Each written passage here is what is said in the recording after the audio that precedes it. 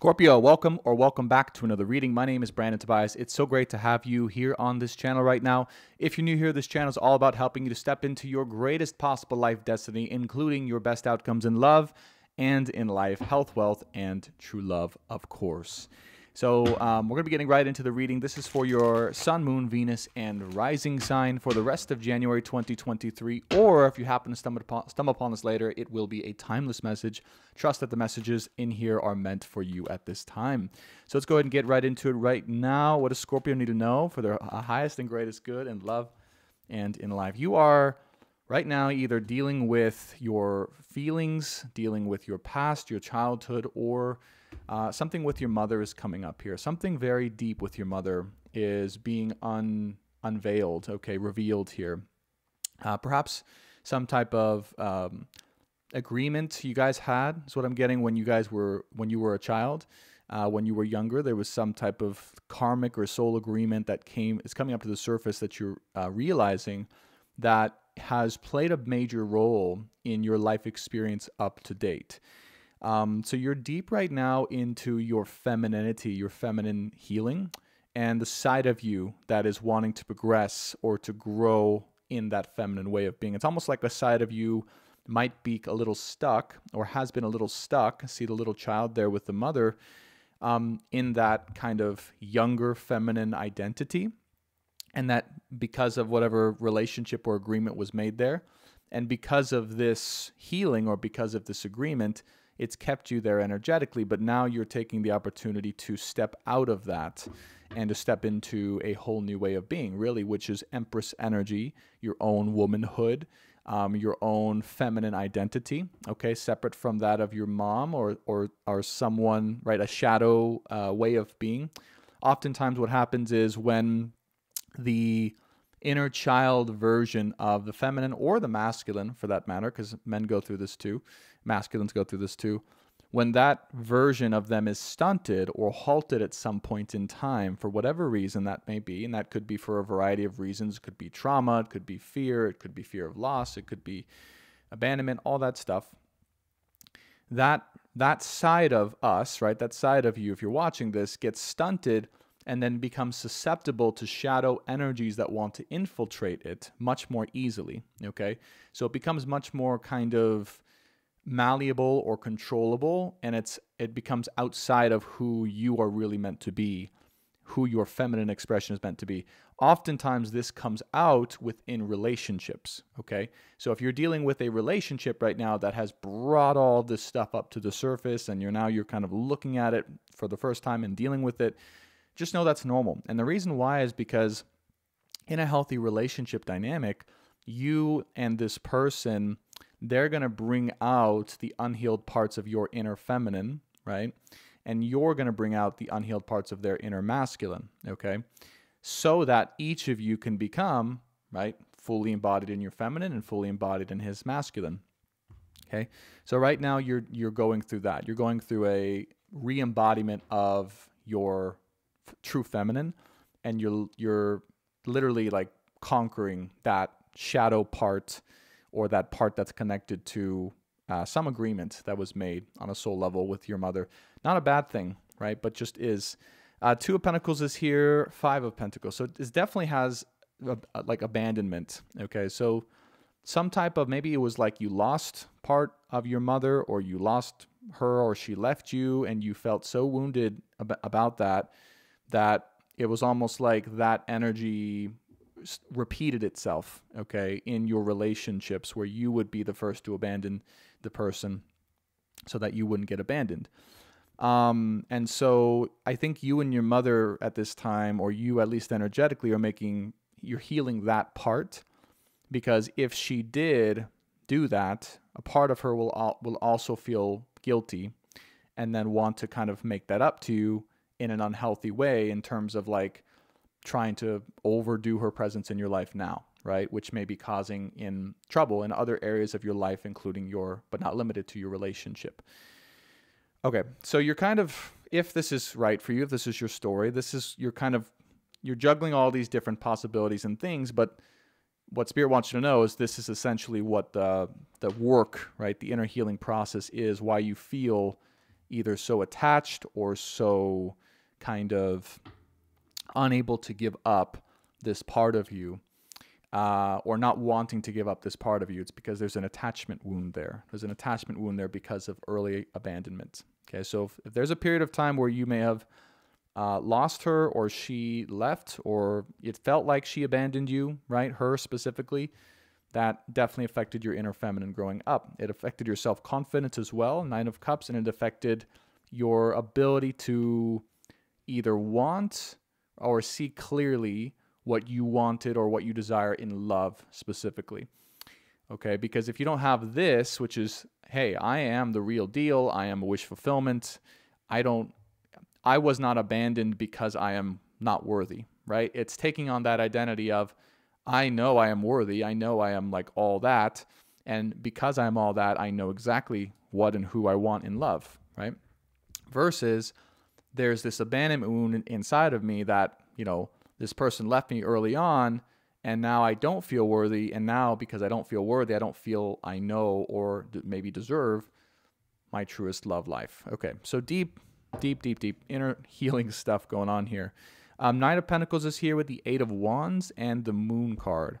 So this is a scary ass time, by the way. If you haven't noticed, I have a little cut here. That's because I have a new razor, and it's so sharp, and I cannot seem to get through a shave without cutting myself. So just so you know, I didn't like follow my skateboard or anything like that.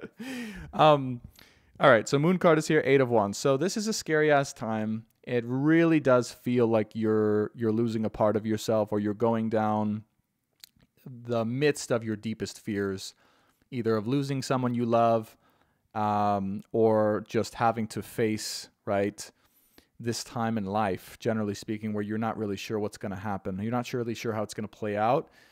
It's kind of like an unforeseen, all right? And for some reason, they just show me the Lovers, right? So this is definitely having to do with love. Like if you're with a person, or if you are connecting with a person, you know, it's put all of this in the unknown a little bit. It's put all this in the fear, and you're having to really trust in just the divine right now to lead you forward.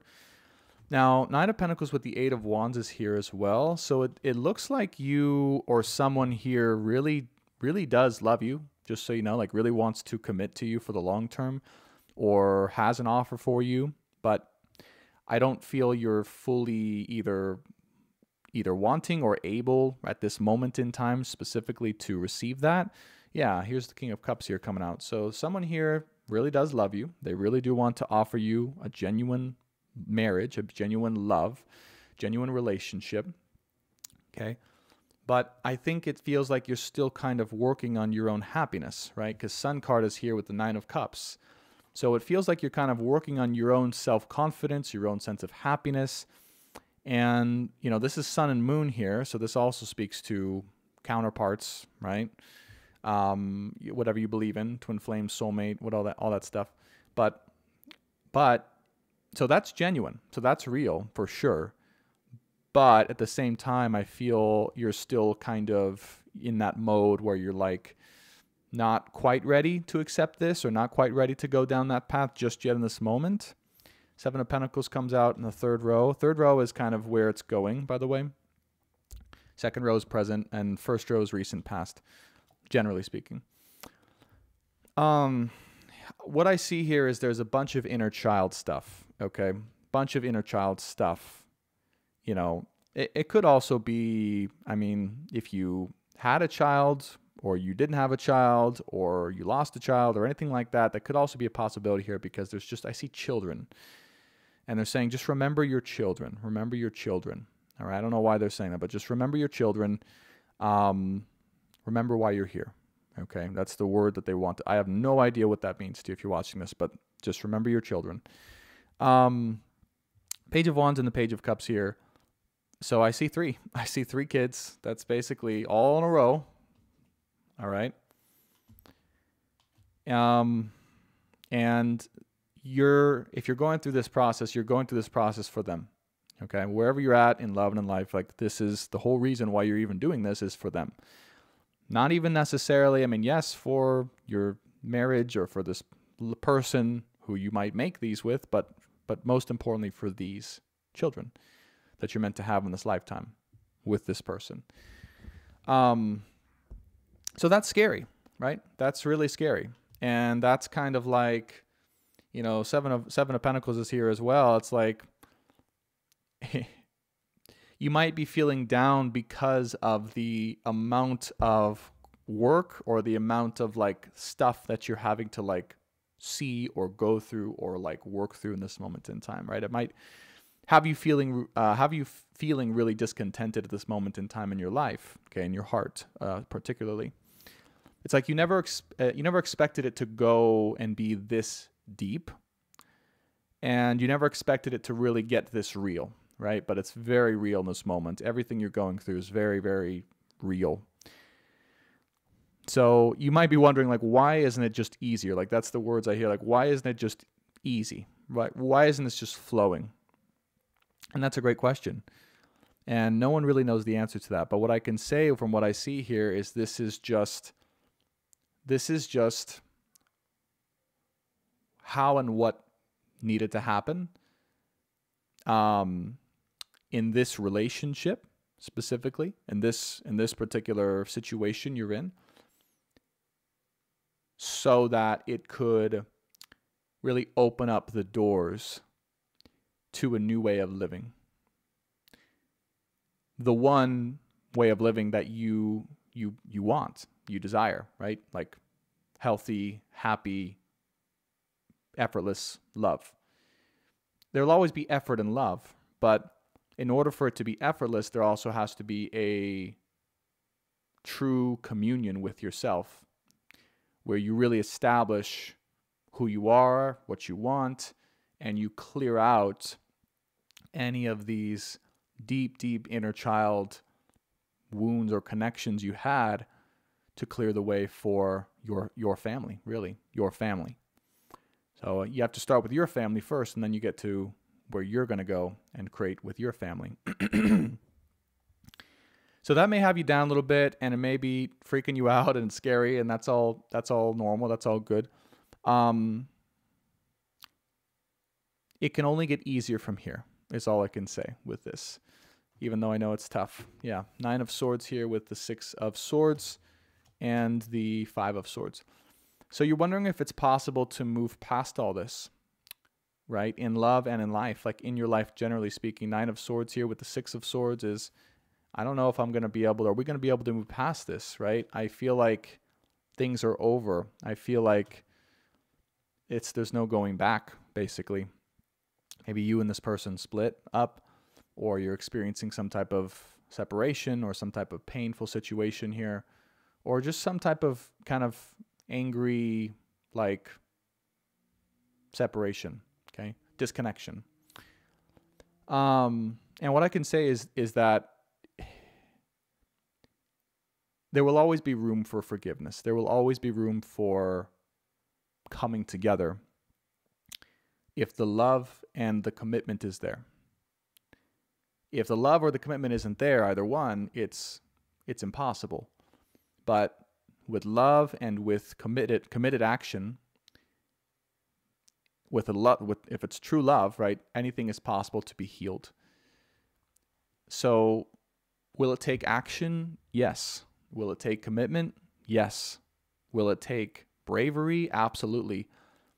But is it impossible? No. And you have to decide right now if that's what you want, if that's what you are here for in this lifetime, if that's whatever this message about the children and this person and all that, that's what you're deciding if you want, right? And you don't have to. That's the thing. You don't have to choose that. You can. It's your choice. You have to decide what's right for you and what your heart is telling you as well about this situation. Okay? Page of Pentacles is here too. And so I always look at double meanings within the cards. You got Page of Pentacles with the King of Cups. It's like, I'm just hearing if he only knew, you know, if he only knew, right? Maybe if he only knew what you were going through, he would understand.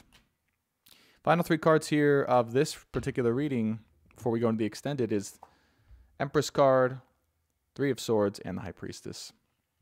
So believe it or not, pain right now is your friend. I know that sucks. the advice is to allow the pain to transform you.